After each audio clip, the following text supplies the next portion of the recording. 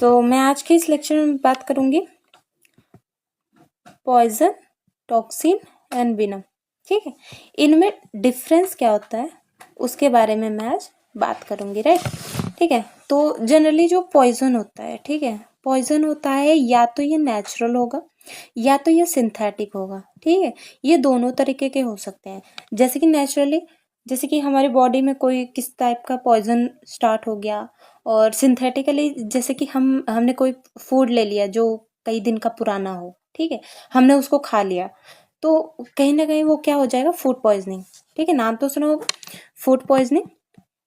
तो वो क्या हो गया, वो सिंथेटिक में हो गया, और नेचुरली जो हमारी बॉडी में बनते रहते हैं, तो ये सब क्या हो गया, पॉइजन हो गया। टॉक्सिन, देखो टॉक्सिन मतलब कि जो लिविंग सेल्स में होते हैं, ठीक है, लिविंग सेल से या फिर माइक्रो ऑर्गेनिज्म से हमें इंजर्ड करते हैं, तो वो क्या हो गया, टॉक्सिन। फॉर एग्जांपल जैसे कि ई. कोलाई बैक्टीरिया वायरस, इन सब के थ्रू वो पहले से ही मल्टीप्लाई हो गए, या तो बाहर से मल्टीप्लाई होके या तो फिर हमारे शरीर में आके मल्टीप्लाई होंगे, और वो क्या करते हैं, हमारे शरीर में बॉडी को हार्मफुल इफेक्ट करते हैं। ठीक है, हार्म करते हैं, तो वो क्या हो गया, टॉक्सिन। एंड विनम, विनम मतलब कि एनिमल के सिक्रेशन से होता है। ठीक है, एनिमल जो सिक्रेट करता है, जैसे कि हमारा स्नेक हो गया, ठीक है, स्नेक हो गया, और आपका स्कॉर्पियन हो गया, ठीक है, इन सब के थ्रू जो होता है उसको हम क्या कहते हैं, विनम।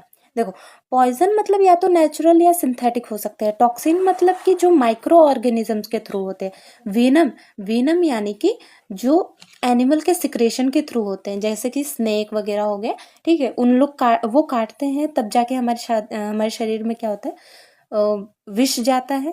ठीक है, तो वो क्या हो गया, विनम। हम एक एक को देख लेते हैं, जैसे कि पॉइजन हो गया, टॉक्सिन हो गया, विनम। तो पहले हम क्या देखेंगे, डेफिनेशन उसकी। डेफिनेशन, पॉइजन आइदर नेचुरल और सिंथेटिक कंपाउंड। ठीक है, या तो नेचुरल हो सकता है या मतलब कि सिंथेटिक अमाउंट में हो गया। ठीक है, वो क्या हो गया, पॉइजन। लेकिन जैसे कि कोई हम ओवरडोज किसी चीज का ओवरडोज हो जाता है, वो भी किस में आ जाता है, पॉइजन में होगा। देन टॉक्सिन, टॉक्सिन मतलब form within living cell. ठीक है, ये लिविंग सेल्स में फॉर्म होता है, जैसे माइक्रो ऑर्गेनिज्म, जो कि हमें क्या करता है, इंजरीज करता है, तो वो क्या हो गया, टॉक्सिन। एंड विनम, विनम मतलब कि poisonous secretion of an animal, जो एनिमल के थ्रू सिक्रेट होता है, वो क्या हो गया, वेनम। फॉर एग्जाम्पल जैसे कि अब एक एक का एग्जाम्पल देख लेते हैं, जैसे आर्सेनिक हो गया, मरकरी हो गया। ठीक है, ये सब आउटडोज से लिया जाता है। ये जब ज़्यादा हो जाएगा, जैसे कि हम ड्रग्स में लेते हैं, ठीक है, जब ये इसका अमाउंट ज़्यादा हो जाएगा तो वो पॉइजन क्रिएट कर देगा। ठीक है, तो ये क्या हो गया, पॉइजनस। जैसे एमेटॉक्सिन, पिक्रोटॉक्सिन। ठीक है, तो ये टॉक्सिन का एग्जाम्पल हो गया। और विनम एनिमल, विनम का देखेंगे तो जैसे कि स्नेक बाइट, इंसेक्ट वगैरह, इन सब के थ्रू होता है। ठीक है, अब इसका सोर्स देख लेते हैं कि कैसे कैसे हमारे बॉडी में इंटर करेगा। ठीक है, तो पहले हम पॉइजन्स का देखेंगे। Enter body by swallowing. ठीक है, स्वेलोइंग के थ्रू, इनहेलिंग सांस लेने के through, absorption through skin, skin के थ्रू हमने कोई चीज को एब्जॉर्ब कर लिया। ठीक है, तो ये सारी चीजें किस में आ गई, पॉइजनस में। नाउ टॉक्सिन में देखेंगे लिविंग सेल्स और माइक्रो ऑर्गेनिज्म से। ठीक है, और वेनम में क्या होगा, स्पेशलाइज्ड ग्लैंड, या तो उसकी स्पेशलाइज्ड ग्लैंड से होगी, टीथ से होगी, जैसे स्नेक की जो टीथ से होगी। ठीक है, स्टिंग्स होगी। ठीक है, तो ये सारी चीजें किस में आ गई, इन सब के सोर्सेस में। देन नेक्स्ट क्या है, टाइप, क्लासिफिकेशन हम देख लेते हैं। क्लासिफिकेशन जैसे कि टॉक्सिन में दो होते हैं, नेचुरल और सिंथेटिक। ठीक है, ये कंपाउंड्स भी होते हैं। ठीक है, कंपाउंड के थ्रू, और क्लासिफिकेशन में भी इसी को रख दिया है कि या तो ये नेचुरली हो सकते हैं, और दूसरा क्या होगा, सिंथेटिक। और यहाँ पे देखो, टॉक्सिन जो होगा, इंडोटॉक्सिन और एक्सोटॉक्सिन। जैसे कि इंडोटॉक्सिन, जैसे कि बॉडी में मतलब कि जो इंडोटॉक्सिन होगा, ये बैक्टीरिया अंदर आने के बाद फिर मल्टीप्लाई करते हैं। ठीक है, बॉडी में इंटर करते हैं। ठीक है, फिर ये क्या हो जाता है, मल्टीप्लाई हो जाना शुरू करते हैं। मल्टीप्लाई होता है तो इनकी संख्या बढ़ती है, तब ये क्या कर देते हैं, हमारे शरीर को हार्मफुल क्रिएट करते हैं। एक्सोटॉक्सिन, एक्सोटॉक्सिन यानी कि बाहर से वो मल्टीप्लाई हो जाते हैं, बाहर से मल्टीप्लाई होने के बाद फिर अंदर आते हैं। ठीक है, तो ये क्या हो गया, एक्सोटॉक्सिन। एक्सो मतलब कि बाहर, इंडो मतलब कि अंदर।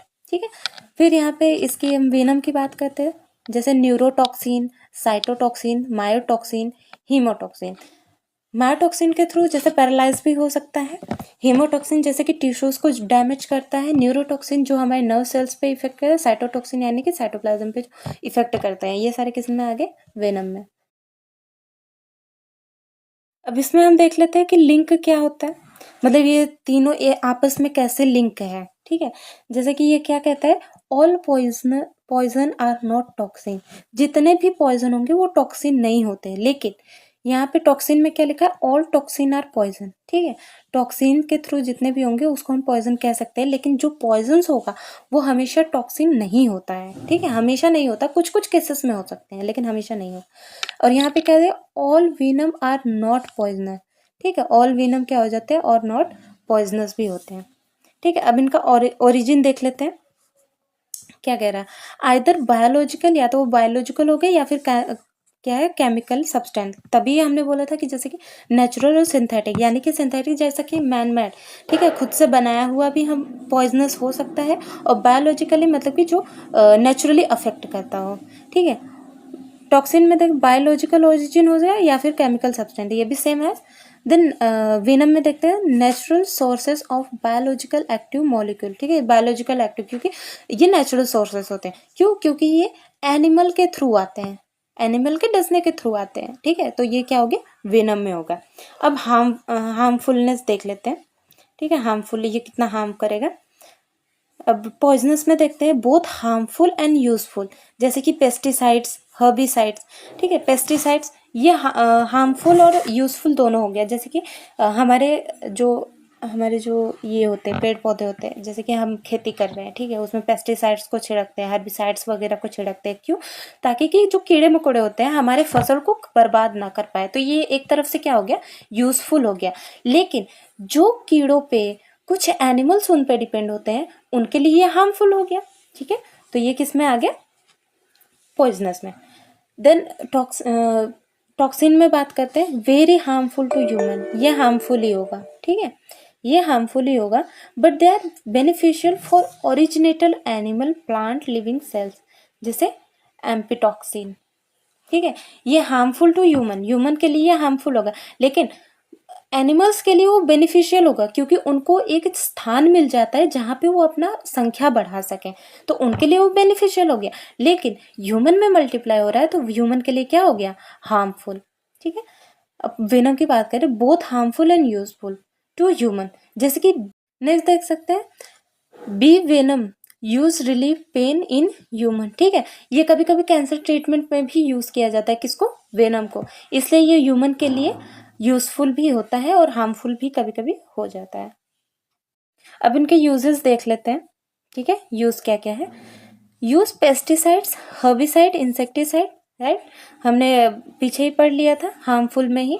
ठीक है, ये किसके हो गए, ये पॉइजन के हो गए, ये टॉक्सिन के हो गए, और ये वेनम के हो गए। ठीक है, प्रोटेक्शन एंड केमिकल डिफेंस, ठीक है, केमिकल डिफेंस में यूज होता है।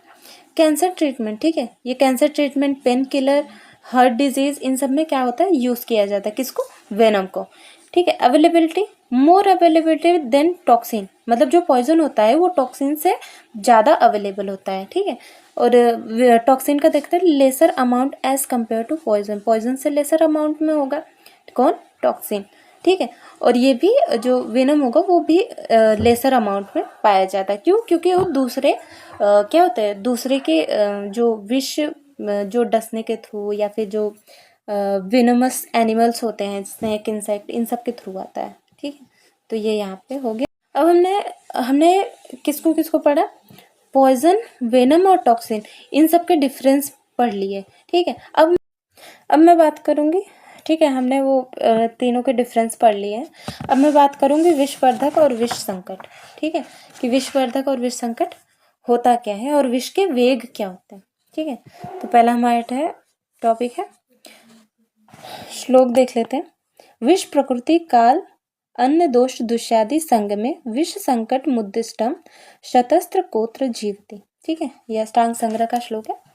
इसमें क्या कह रहा है कि जैसे कि जब किसी विषजुष्ट प्राणी में विष को बढ़ाने वाले कारण, ठीक है, जब किसी विषजुष्ट प्राणी में विष को बढ़ाने वाले कारण, जैसे कि विष की प्रकृति, विष विकार अन्न दोष दुष्य आदि उपस्थित एक साथ हो जाती है तो 100 में से कोई एक ही प्राणी जीवित रह जाता है। यानी कि जैसे कि जो मतलब विष होता है, ठीक है, आपने जो विष हो गया, विष को जिस प्रकृति का है, अन्न दोष दुष्य, ठीक है, जैसे आपके शरीर में स्थिति है, ठीक है, वैसा ही विष की भी प्रकृति दोष दुष्य इन सब का वो भी है, ठीक है। तो उसमें से अगर जाहिर सी बात है विष की प्रकृति अन्न दोष काल ये सब वैसे ही है जैसे कि आपकी शरीर की दोष प्रकृति वगैरह है, तो वो क्या करेगा, उसकी मात्रा बढ़ जाएगी, किसकी, विष की, विष की मात्रा बढ़ जाएगी तो ये क्या हो जाएगा, हमें प्राण घातक होता है, ठीक है, प्राण घातक। लेकिन अगर किसी किसी की इम्यूनिटी बहुत ज़्यादा स्ट्रांग है, ठीक है, इम्यूनिटी अगर स्ट्रांग है फिर तो वो बच जाएगा, जिंदा रह जाएगा, लेकिन इसमें से भी बहुत कम चांसेस है कि बचना, ठीक है, इसलिए बोला गया है कि मैक्सिमम 100 में से कोई एक ही प्राणी जीवित रह पाता है, ठीक है। तो इसका श्लोक देख लेते हैं। धात्व अंतरेषु या सप्त काल संपर्कीर्तिता तास्वे कै काम तिक क्रम वेग प्रकुरुते विषम, ठीक है। तो यहाँ पे हम देख ले जैसे कि तुम्हारे सप्त धातु है, इसका वेग का मतलब क्या होता है कि जैसे कि तुम्हारे सप्त धातु है, ठीक है, सप्त धातु कौन से हो गए, रस रस रक्त मांस मेद अस्थि मज्जा शुक्र, ठीक है। तो सप्त धातु में जो प्रत्येक धातु होते हैं, ठीक है, उनके बीच में एक कला भी होती है, ठीक है। लेकिन वेग में क्या होता है कि प्रत्येक धातु मतलब कि जैसे कि एक धातु है, जैसे कि रस हो गया, रस के बाद किस में जाएगा, रक्त में, ठीक है। तो रस के बाद रक्त में जब जाएगा तो ये क्या हो गया, उसको हम वेग कहते हैं। मतलब एक पहले धातु से दूसरे धातु में जाने पर जो उनके समय लगता है एक धातु से दूसरे धातु में जाने में, उसको हम क्या कहते हैं, वेग। ठीक यही कि एक धातु से दूसरे धातु में जाते हैं तो बीच में क्या होता है, कला, ठीक है, कला कला होता है। तो ये जो कला होती है एक कला से दूसरी कला में जाने में, उसको हम क्या कहते हैं, वेगांतर, ठीक है। तो ये हो गया वेग और वेगांतर में डिफरेंस। तो यहाँ पे हम देख लेते हैं क्या है। आयुर्वेद में सप्त धातुओं में प्रत्येक धातु के बीच एक कला होती है, ठीक है, हर धातु के बीच में क्या होती है, एक कला। आपने एनाटॉमी में भी कला वाला चैप्टर पढ़ा होगा तो उसमें बताया था, ठीक है। विष सेवन के पश्चात वह प्रत्येक धातु को क्रम से दूषित करता हुआ उत्तरोत्तर धातु में प्रवेश करता है, उसे हम क्या कहते हैं, मतलब एक धातु से दूषित करके दूसरे धातु में जब क्रम से जाता है तो उसको हम क्या बोल देते हैं, वेग, ठीक है। देन नेक्स्ट हम देख लेते हैं वेगांतर, ठीक है। वेगांतर क्या है, वेगांतर जैसे कि वायु के प्रभाव के कारण विष को एक कला से दूसरी कला में जाने पर जो समय लगता है उतने ही समय को वेगांतर कहते हैं, यानी एक कला से। इसको ध्यान रखना, वेग और वेगांतर में, वेग में हम एक धातु से धातु जाते हैं, ठीक है, धातु से धातु में जाते हैं, लेकिन वेगांतर में हम कला से कला जाते हैं, कला से कला, ठीक है। इस टेक्स्ट बुक का भी देख लेते हैं कि क्या क्या दिया है, ठीक है। पॉइजन ये हो गया, टॉक्सिन वेनम, ठीक है, पॉइजन टॉक्सिन और वेनम। पॉइजन्स क्या होते हैं, either natural synthetic compound and able to produce noxious morbid and fatal effect on living cells body and adequate amount of taken और गिवन, ठीक है। टॉक्सिन क्या होता है, लिविंग सेल्स और माइक्रो ऑर्गेनिज्म कॉज इंजरीज और hamper the normal biological function to other living cells और micro organism. And then poisonous क्या हो गया, पॉइजनस क्या हो गया, सिक्रेशन ऑफ एनिमल, राइट। अब इसमें क्या है कि एग्जाम्पल आर्सेनिक, मरकरी, पोलिनोमियल, बहुत सारे मतलब कि एग्जाम्पल्स दे रखे हैं, इसमें भी दे रखे हैं, ठीक है। पॉइजन्स में टॉक्सिन में भी क्या है, बोटुलिनियम टॉक्सिन ए बी, टेट्रोडोटॉक्सिन, पेट्रोटॉक्सिन, ठीक है, ये सारी चीज़ें, विनम लाइक स्नेक, इंसेक्ट्स वगैरह हो गए। सोर्स ऑफ एक्सपोजर कैसे होगा, swallowing, inhaling, absorption through the skin, ये लिविंग सेल्स और माइक्रो ऑर्गेनिज्म के थ्रू होगा। इसमें स्पेशलाइज ग्लैंड हो गया, एसोसिएट स्पाइन, टीथ वगैरह हो गए। ठीक है, अब क्लासिफिकेशन की बात कर लेते हैं। तो क्लासिफिकेशन कौन कौन से हो, नेचुरल और सिंथेटिक, राइट, नेचुरल और सिंथेटिक हुए। ठीक है, इंडोटॉक्सिन एंड एक्सोटॉक्सिन, और इसमें न्यूरोटॉक्सिन, साइटोटॉक्सिन, मायोटॉक्सिन एंड हेमाटोटॉक्सिन। ठीक है, तो यहाँ पे हम अपना लेक्चर ख़त्म करते हैं। ठीक है, हमारा मेन टॉपिक ख़त्म हो गया, लेकिन अब इससे सबसे ज़्यादा इम्पोर्टेंट टॉपिक है, वो है टॉक्सिकोकाइनेटिक एंड टॉक्सिकोडायनेमिक। ठीक है, ये दो टॉपिक बहुत ज़्यादा इंपॉर्टेंट है और हर साल पूछे जाते हैं 10 नंबर में। ठीक है, ये आपको 10 नंबर या 5 नंबर में देखने को मिल जाएंगे। ठीक है, तो आज के लिए इतना ही, तो मिलते हैं कल टॉक्सिकोकाइनेटिक और टॉक्सिकोडायनेमिक के साथ। तब तक के लिए अपना ध्यान रखें, पढ़ाई करते रहिएगा।